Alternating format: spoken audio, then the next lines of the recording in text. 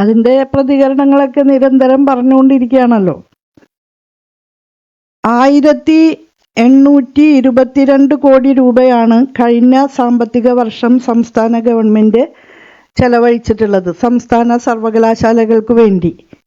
2023-24 സാമ്പത്തിക വർഷത്തിൽ 1822 കോടി 35 ലക്ഷം രൂപയാണ് സംസ്ഥാന ഗവൺമെൻറ് വിവിധ സംസ്ഥാന സർവകലാശാലകൾക്കായിട്ട് ചെലവഴിച്ചിട്ടുള്ളത്.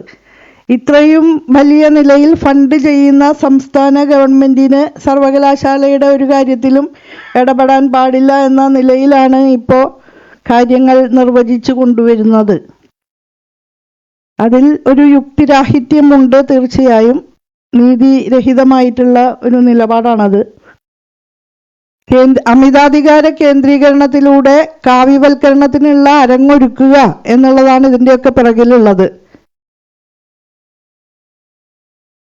അക്കാദമിക ഗുണമേന്മയുടെ നിർവീര്യമാക്കലും അതുമായി ബന്ധപ്പെട്ടുള്ളതാണ്. സർവകലാശാലകളിൽ സ്വന്തം അനുചര വൃന്ദത്തെ വിന്യസിക്കാനുള്ള എളുപ്പ വഴിയായിട്ട് UGC റെഗുലേഷനുകളെ ഉപയോഗിക്കുകയാണ്. ഫാസിസം എന്ന് പറയുമ്പോൾ എന്താണ് അതുകൊണ്ട് ഉദ്ദേശിക്കുന്നത് എന്ന് മനസ്സിലാവുന്നുണ്ടല്ലോ.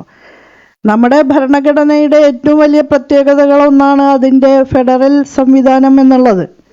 അത്രയും അനന്തമായ വൈജാത്യങ്ങളും വൈവിധ്യങ്ങളുമുള്ള ഒരു നാട്ടിൽ ഏകശിലാരൂപിയായിട്ടുള്ള ഒരു ഘടനയായിട്ട് നമ്മുടെ സംസ്കാരത്തെ രൂപീകരിച്ചെടുക്കുക, അങ്ങനെ ശാസ്ത്രപരവുമായിട്ടുള്ള ഇൻഫ്യൂഷൻ നടത്താനുള്ള കേന്ദ്രങ്ങളായിട്ട് സർവകലാശാലകളെ ഉപയോഗപ്പെടുത്തുക, അതിലൂടെ രാഷ്ട്രീയ അധികാരം കയ്യിൽ വയ്ക്കുക.